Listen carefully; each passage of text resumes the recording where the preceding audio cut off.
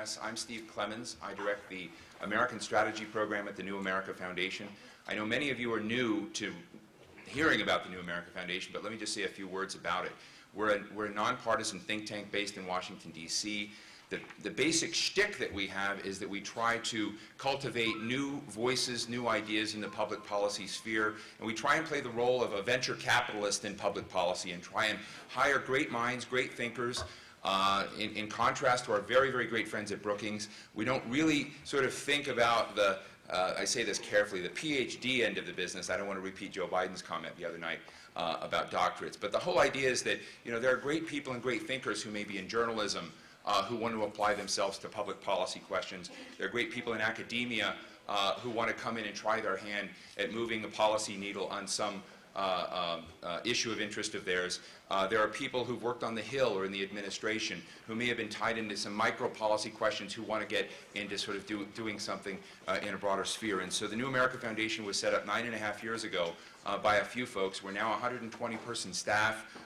We will be doing the same kind of event at the Republican National Convention. We're pleased to say, because he's here around town, he may drop in.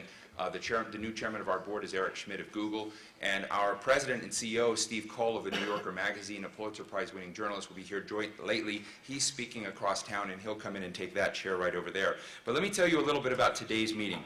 This is the sort of informal soft launch of something we're doing at the New America Foundation, establishing a new major Middle East task force. And if you go to middleeasttaskforce.org, you'll see the first bare bones side of a new site and a new set of efforts designed to change, we call it sort of our game-changing approach to thinking about how you modify America's engagement and other stakeholders' engagement in the Middle East. How can we stop ghettoizing and siloing each problem off from the other, look at the connectivity of these regional issues, and try to move it forward. For my partner in this, Daniel Levy, who's the director of our Middle East Policy Initiative and a senior fellow at New America, and the same with the Century Foundation, we conceived this way of generating some, what we call our sort of punctuation point conferences and convenings, new work, new efforts at drawing together smart folks from across the aisle to find areas of convergence where we can try to kick the policy process forward, particularly on engagement Israeli-Palestinian issues, also dealing with other really problematic questions like what to do in Iraq, how to deal with various states in the region and deal with clearly an ascendant, or at least they think they're ascendant, Iran. I mean, there are lots of these questions that we're dealing with. So let me tell you how to bank the next several hours with us.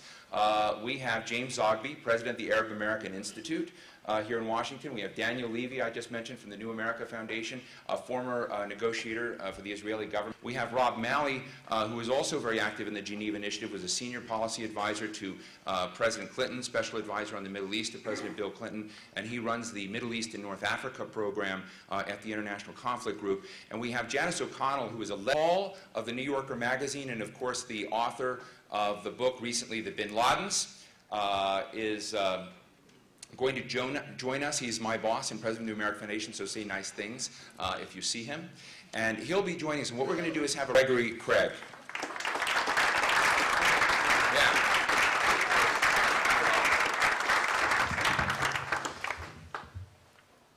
Stephen Cole. I just want to say that I had the wisdom and the misfortune of leaving that job too early to go to the White House on another assignment. First of all, let me just say that the New America Foundation has had an enormously positive impact on Washington, D.C., and through its example, I think has had an impact on the country. And those of us who live in Washington, D.C. and rely on the think tank community, you know, it just tests the ability of Washington, D.C. to absorb yet another think tank. It's insatiable. We'll have them all.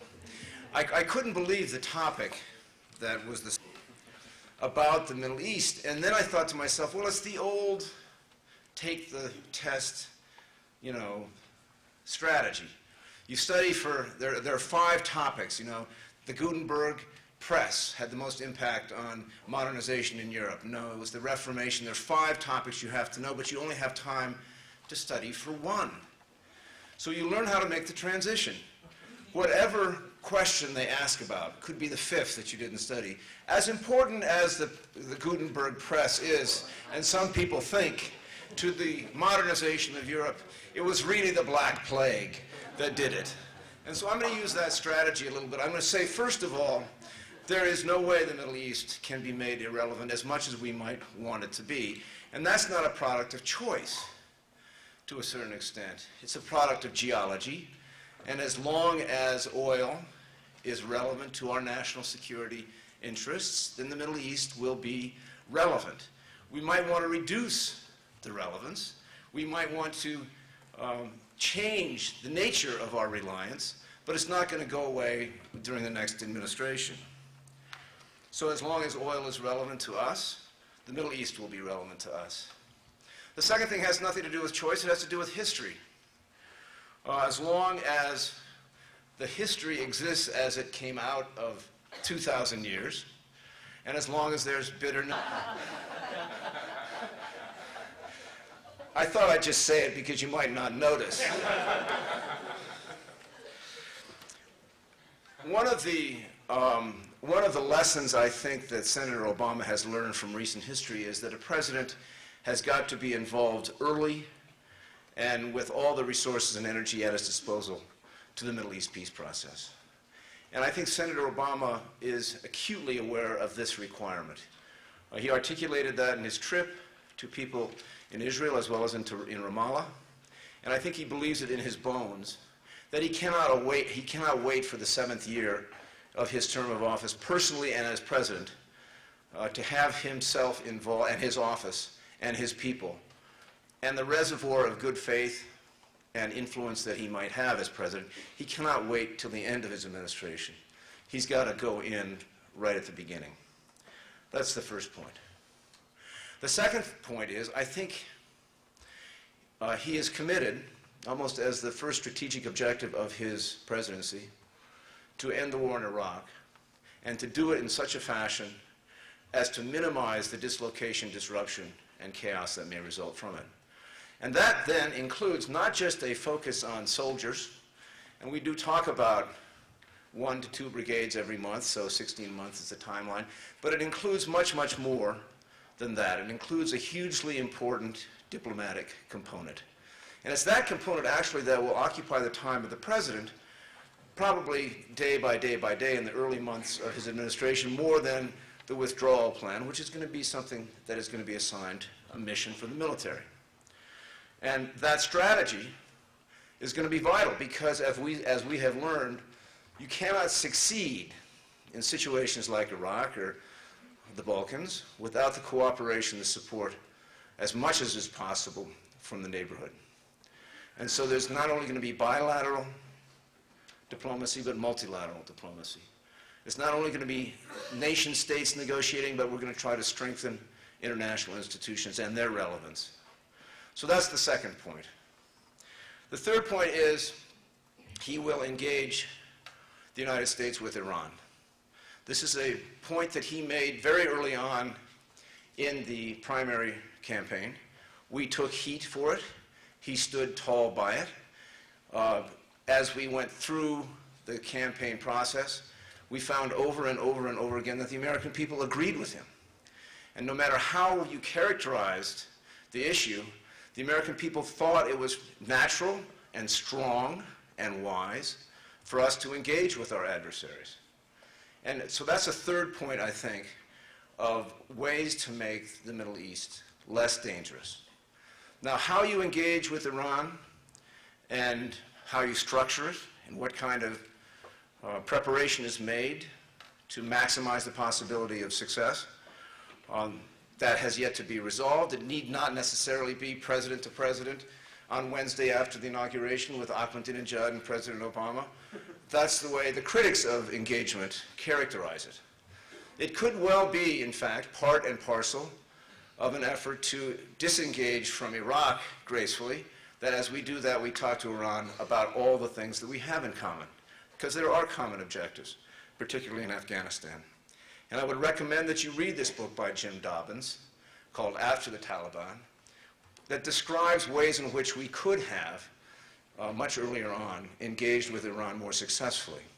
and how we turned our back on various initiatives that the Iranians presented to us and had nothing to do with it, and lost ground because of it.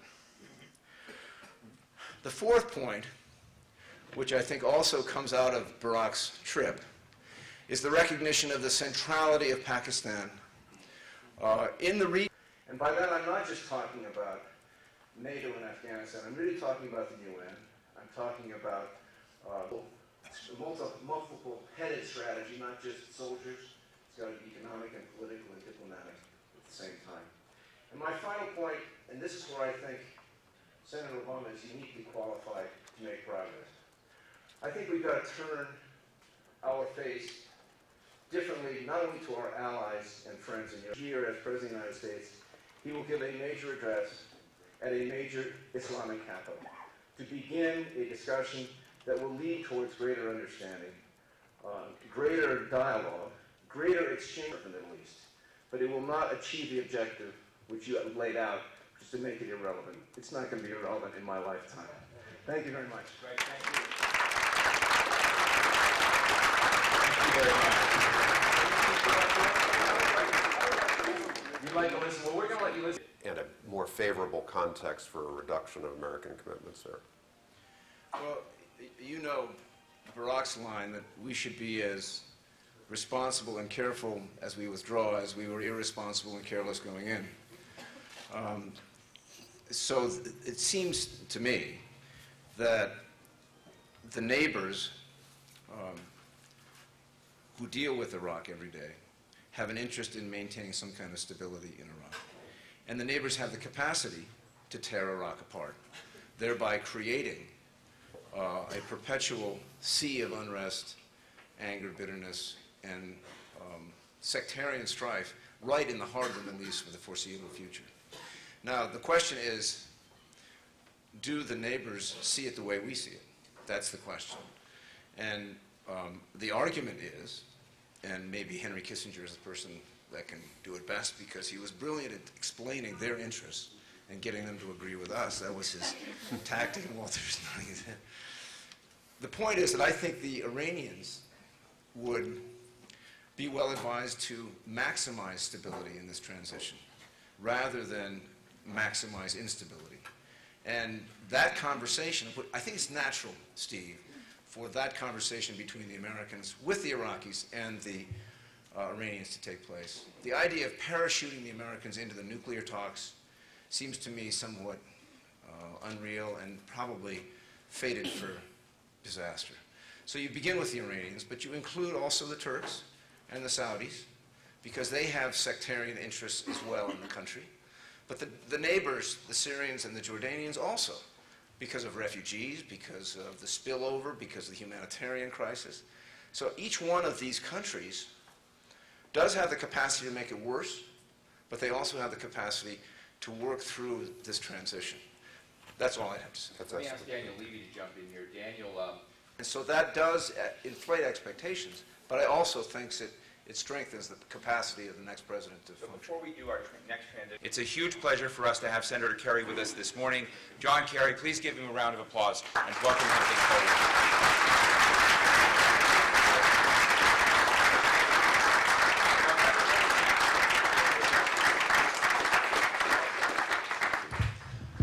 Well, thank you very much. Thank you, and good morning, Greg. Thanks. It's delightful to be here with all of you, and the best news that I can bring you is there are only 146 more days of George Bush, and from our point of view, I currently have the privilege of chairing the Mideast South Asia Subcommittee, and I've spent a lot of time through the years, 24 years now on the Foreign Relations Committee, traveling many, many times to the Middle East. And against the desires of the administration, I've met twice in the last 2 years with President Assad. I've spent several hours with him exploring possibilities. I have most recently just come back from a trip to Saudi Arabia, Egypt, and Israel, and met at great length in Saudi Arabia with His Majesty, King Abdullah, with all of the security folks, with President Mubarak and others, and then, of course, in the Middle East with all of various players. I will tell you that Never in the 24 years that I've been involved in this have I seen our position as compromised, our credibility as tarnished, our interests as significant, and the situation as complex and convoluted as it is right now. But all of that said, there is no question in my mind. There is a path to peace. And the irony of it is, I remember speaking at a World Economic Forum dinner a few years ago, to the Arab dinner. And, most of the Arab community was there, from Amr Musa and the Arab League to Sultan and others representing it. I stood up and I said, every one of you in this room understands as a result of Taba exactly what the settlement looks like. There's not, we managed to sort of work through the issues of right of return, even the annexation, the question of the settlements, all of those complexities. And there were, I think the biggest single issue left on the table was the Jordan River Valley buffer zone. But the fundamental framework was established. We came this close. And I remember being in Davos when Arafat and Shimon Peres came to the podium, and there was a flurry of activity because Arafat was supposed to go first, and he didn't, and Shimon Peres went first. And Shimon Peres stood up and talked about what a wonderful discussion they'd had at Taba, how close they'd come, and how significant the process was. And all of a sudden, some aide walked in with a waft of papers and shoved them into Arafat's hands, and he stood up, and he talked as if he was coming from a totally different world. And blasted Israel, blasted the West, and blasted what had happened at Taba, and in effect forced Shimon Peres to stand up afterwards and deliver the line of the year, which was, I thought I had come here to celebrate a marriage. Obviously, we're experiencing a divorce. It was a remarkable moment. Why do I say this? Because it emphasizes missed opportunities. It emphasizes the degree to which we in the United States have a singular capacity to view other countries and their problems and the way they affect us through our lens alone, rather than trying to see them and understand them through their histories, their aspirations, their problems. And there is no way in this now almost 19th, 18th century diplomatic world that we live in, not bipolar Cold War world. And that's a huge distinction.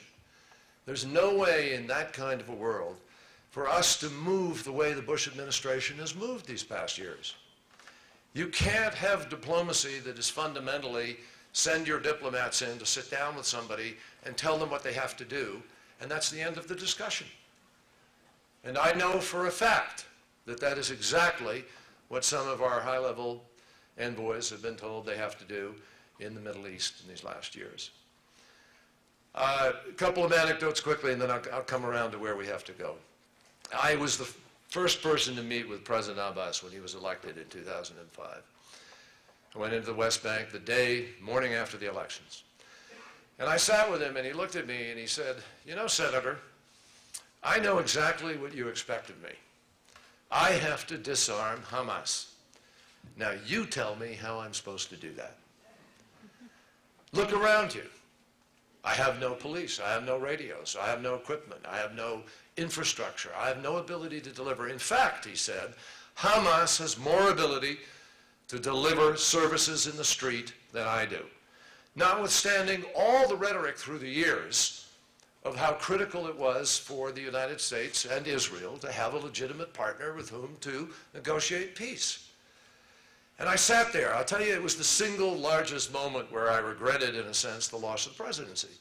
Because it was the moment where I felt the greatest loss of single individual decision-making impact where you could have made a difference to make sure that we had sent a message to the Palestinians and to the Arab world that elections actually do matter. And that when we, in fact, say we're in favor of something happening and support it, we're going to back it up with action. We didn't. We did nothing, folks. Talk to Jim Wolfenson about the struggles he's had in an effort to deal with Gaza.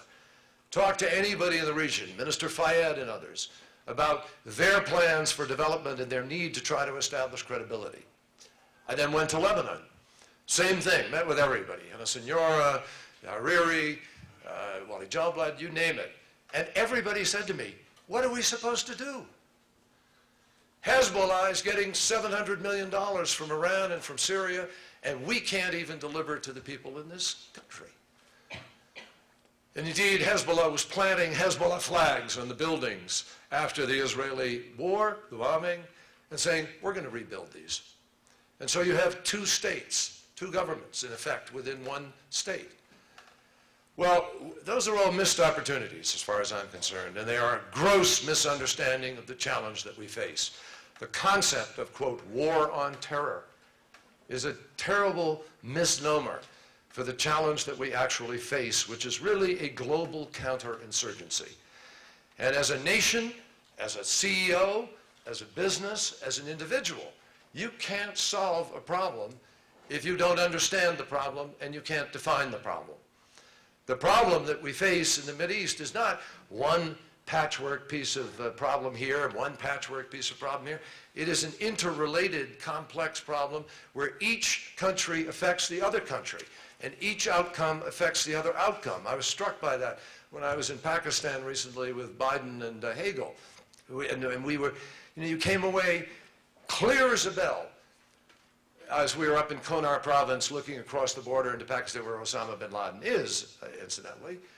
And you know instantaneously that whatever you do in Pakistan is going to affect the outcome in Afghanistan, and nothing can come out good in Afghanistan unless you also make it come out good in Pakistan.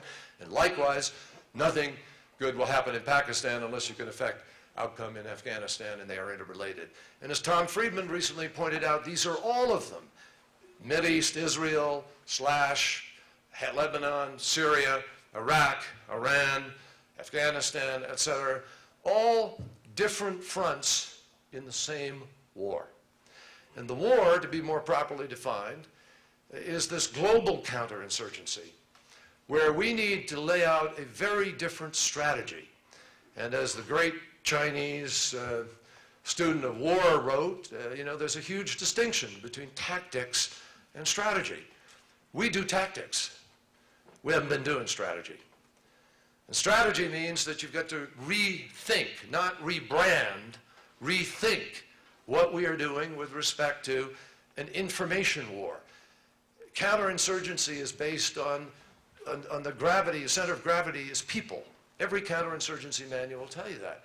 I remember in Vietnam, winning the hearts and minds, et cetera, et cetera. The fact is that the bottom line is we have not been focused on how to do that really most effectively. Indeed, Iraq has worked completely counter to that. And that is a fundamental thesis, I think. That is one of the great strengths of the Obama candidacy. Barack Obama understands this distinction. John McCain does not. I've known him for 22 years, I've worked with him. Go look at all the statements he made about how he embraced the war in Iraq.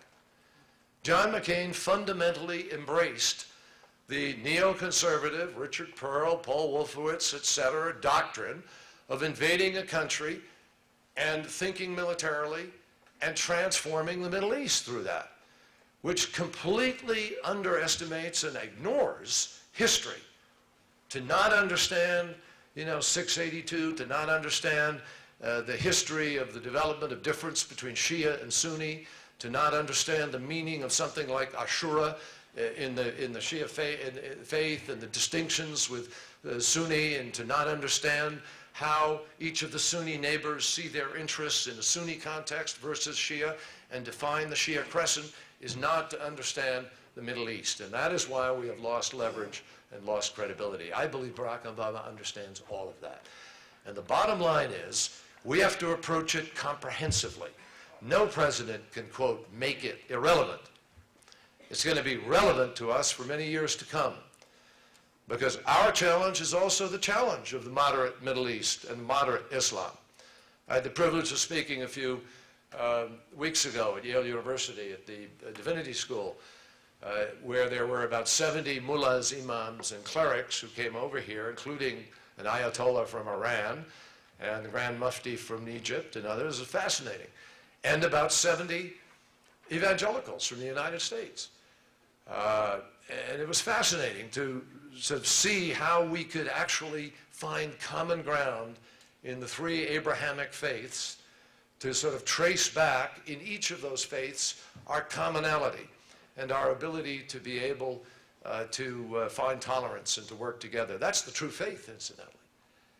And it is essential for the next administration to understand how to deal with that and to use that to our effect to re-credentialize the moderate leaders of the region who have been marginalized because of our activities, including such fundamentals as a Guantanamo or an Abu Ghraib or, merely our presence, in fact, in the manner in which it was carried out. So that's a quick, sort of a really quick survey, if you will, of the issues we face. But I'm so confident, I'm thirsty for our opportunity to be able to take on this challenge. Because I think Barack Obama is going to have the ability to really change the face of the United States as presented to the world. He's going to have an opportunity to reestablish a foreign policy based on values. He's going to have a chance to define America in our best terms, so that once again we can have a president whose portrait is actually in huts and mountaintops and in far hamlets, as John Kennedy's was, and where we reach out to the world in a way that really begins to diffuse the tinderbox that has been created by the ignorance and arrogance of this administration. Thank you very much. Senator Kerry, thank you very much.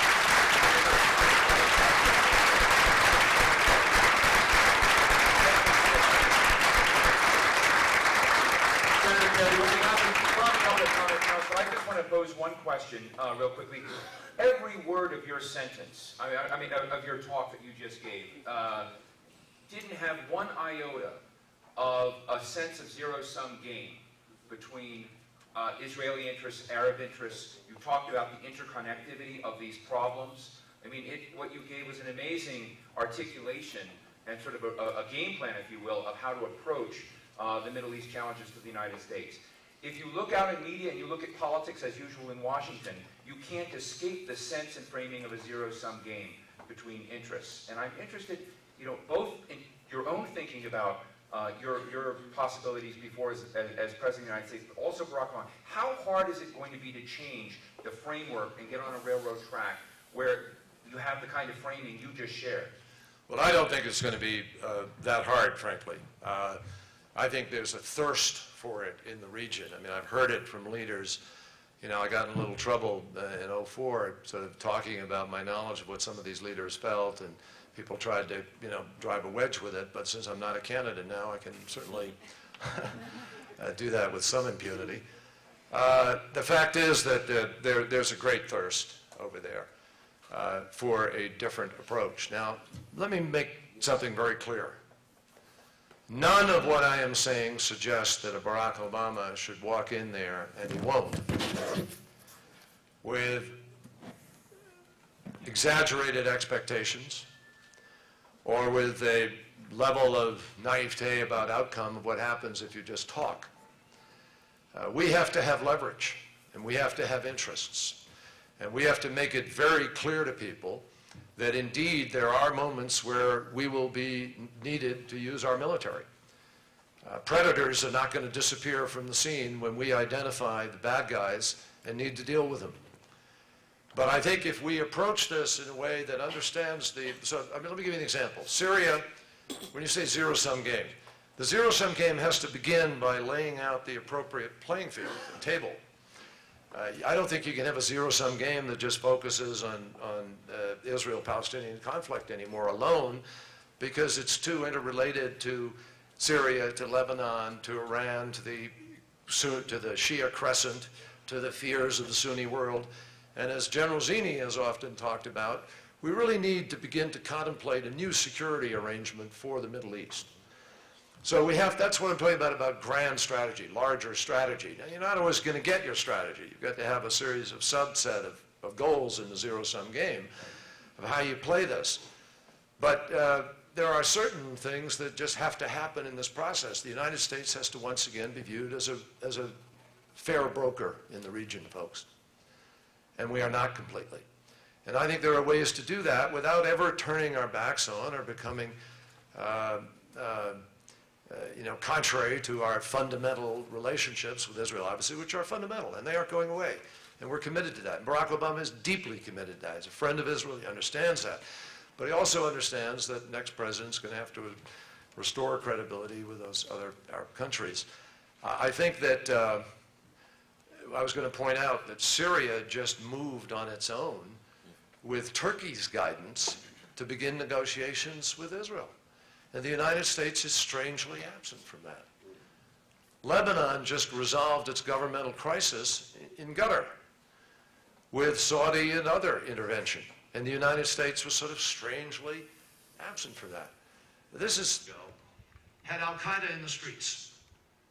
People were under siege. There were gunfights in the streets, in the open. And many people, if there are press here, or the press, were writing about the fragility of the monarchy and the possibility of an overthrow and so forth. Today, there's a quietude. It's not completely gone, but there's the monarchy and the government have regained the initiative. Why? Because they thought smart about how to approach this concept of counterinsurgency. And they didn't do it with torture. They didn't do it in an excessively repressive way.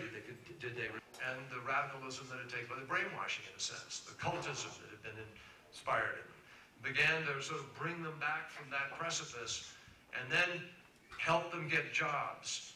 In some cases, gave them dowries, worked with them in a very pronounced way to pull them back from major advertisements, which would talk about the true Islam and how violence was not, in fact, acceptable in part of it. They brought in all of the radical preachers. They began to sit and talk to them, and in fact, created an initiative to try to reduce what was being preached. Funded by oil prices above $100 a barrel and embedded with an autonomous sort of role in Iranian decision-making. You just got back from a very interesting set of conversations about security arrangements, alternative ways of thinking about the Iranian problem. If you accept even provisionally that some parts of Iranian radicalism are not changeable in the next 4 years, then what is the response that the United States ought to undertake in the way it tries to construct new security arrangements in the Middle East? Well, boy, that's a big question, comprehensive question, and I'm only going to scratch the surface of it, but at risk of getting into trouble, I think that, obviously the things that aren't going to change, number one, is the power and strength and legitimacy of Islam and the fundamental need to be able to find the coexistence and the tolerance necessary between the Abrahamic faiths. I think that is at the fundamentals here. And to restore the capacity of legitimate Islam to reclaim its ascendancy, if you will, over the illegitimate. The illegitimate has been empowered by our moves. I mean, that's the problem here.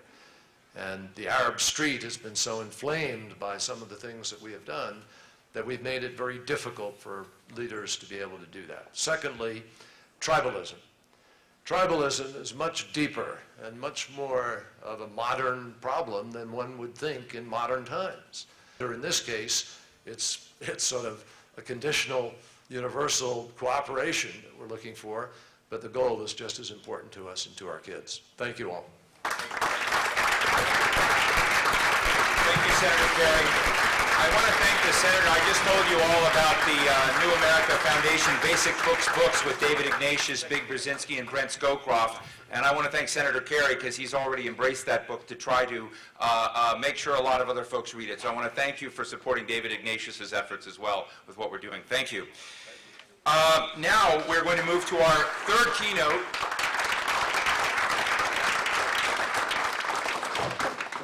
Let me start by saying I am indeed a proud member of the New America Board and a tremendous supporter of the New America Foundation, in part for events like this and the novelty of the format. You never quite know what you're going to get. In this case, he said, come speak. He didn't quite tell me there was going to be a firing line to my left, but more generally because the New America Foundation always comes up with formats, with ideas, with reports that are often not the conventional wisdom, and it's a wonderful institution to be a part of. So let me give you some of the broader context in which we heard the Obama talking points. Great to see you. By, first of all, closing Guantanamo, returning to the Geneva Conventions, returning again to the fact that human rights obligations bind the United States as well as the rest of the world. When we've done that, we are in a much better position, working with the Europeans and other nations, to talk about human rights obligations in the region. Those have to go. As well as everyone said, but he said we're in the era of positive shocks. We have an ongoing set of continuous positive shocks that were unanticipated. How can we create a set of positive shocks that can... You know, you framed it as the Middle East relevant, irrelevant. One of the questions is the Middle East unique? And I think so much of what Anne-Marie is telling us is we could think of the Middle East the same way we think of other regions of the world. And we've tended to become so obsessed, whereas in fact so many of the problems that we deal with there, including those who...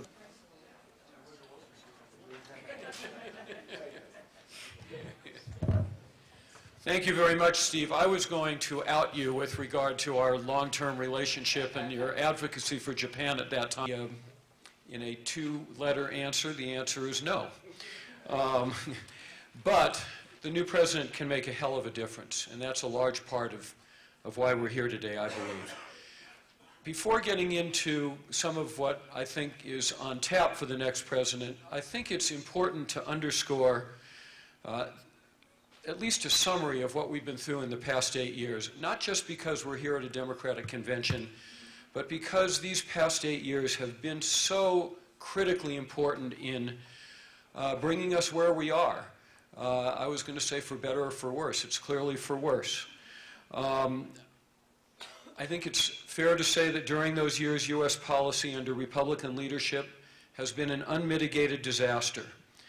This administration has set forth a variety of praiseworthy objectives, but they have failed to achieve any of them, and I'm just going to mention a few. First, this administration has continued the bipartisan tradition of stating support for Israel's security, yet in this campaign, John McCain says Israel is more vulnerable than ever. So what does that say about how successful this administration has been as a friend of Israel? Secondly, this administration has wanted to restrain Iran, yet Iran has gained more ground and ascendancy during the Bush administration than at any time since their Islamic Revolution. Thirdly, this administration has wanted to bring democracy to the Middle East and thought they could do it at the barrel of a gun. But their arrogance in Iraq has fed extremism throughout the region, and as Rob Malley just noted, I think very aptly in his comments in response to Anne-Marie's statement, this arrogance of the Bush administration has not only harmed American interests in Iraq, but has harmed American interests all around the globe. And perhaps most tragically, this administration has squandered some extraordinary opportunities which were just sitting there on their doorstep. On September 12th of 2000,